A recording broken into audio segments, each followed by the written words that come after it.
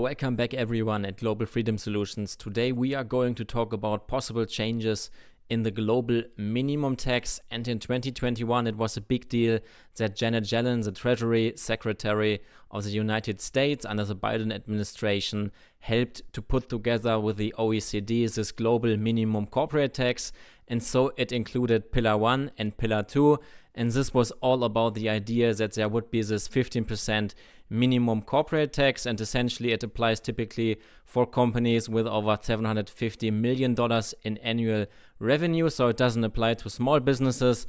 But as we know, at these things, they have a tendency of going downward.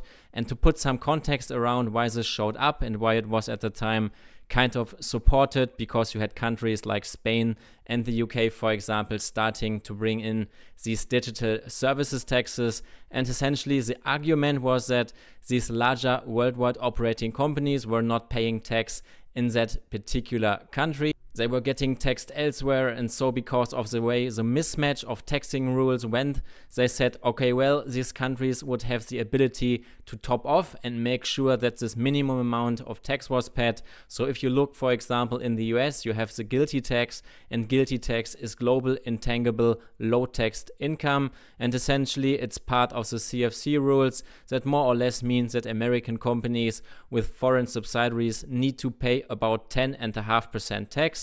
So it's better than the 21% corporate tax that you pay locally in the US then, plus the state tax. But this being said is not zero. However, 10.5% is still a lot lower than 15%. And so there was this top-up mechanism. So they kind of got this agreement with most of the countries in the world. There was kind of some initial holdouts like Hungary.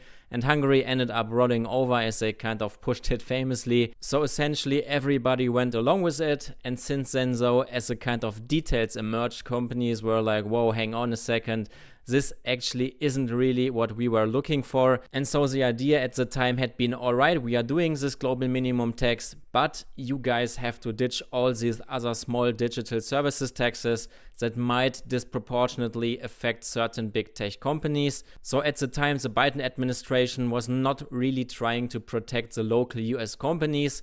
And we obviously see this across a bunch of different vectors. And the EU has been pushing strict regulations, including massive fines for companies that don't comply with their censorship and tax enforcement rules. And GDPR was just one example, but the real issue was that under Biden, US companies had no real protection. And now Trump comes up, essentially his America First approach shifts priorities completely. So unlike the previous administration, which allowed international agreements to dictate US policy, Trump has officially pulled out of the global minimum tax agreement, and his Treasury Secretary has called it a grave mistake, making it clear that the US will not be bound by OECD tax policies. And the OECD reached a broad agreement on the global minimum tax, but each participating country had to ratify it locally, and in the US that meant getting approval from Congress, which essentially never really happened. So while many assumed that the US was on board, the reality is that it was actually never officially part of the deal, and now the Trump administration is making it clear the US is finally out. And when the world's largest economy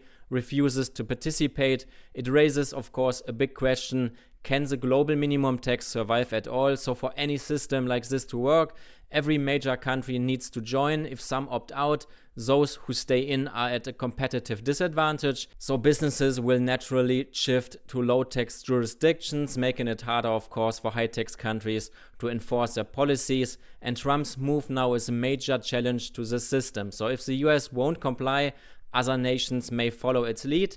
And we have seen this before. Tax competition is a very, very powerful force. So take the UK, for example. Not too long ago, it aimed to be Europe's most competitive tax haven, attracting businesses and investments. But over time, policies shifted in the opposite direction. And now with the US cutting corporate taxes from 21 to 15% and rejecting global tax controls, it forces other countries to rethink their own strategies. And there's also another big factor at play, and that is rising nationalism and economic independence. And many countries, especially in Latin America, Africa, and Asia, are frustrated with being pushed around by the West. And these nations don't want to be dictated to by the US or the EU and Trump's approach aligns more with their interests. Instead of global agreements, he pushes for one-on-one deals, which many leaders prefer, and this shift could reshape alliances. Leaders like Canada's Trudeau, who push for global cooperation, may find themselves sidelined, while others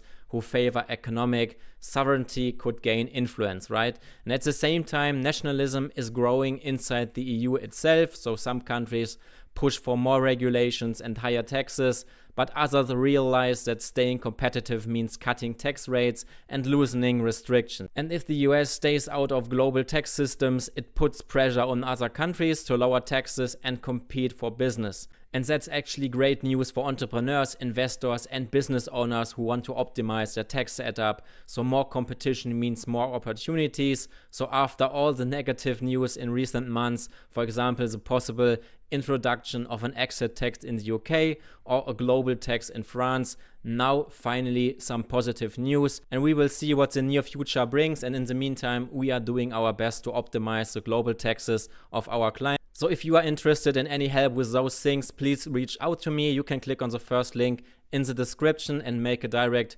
inquiry. I will look forward to seeing you very soon. And with that said, I hope you enjoyed the video. Leave it a thumbs up, subscribe to our channel. See you in the next one. Bye.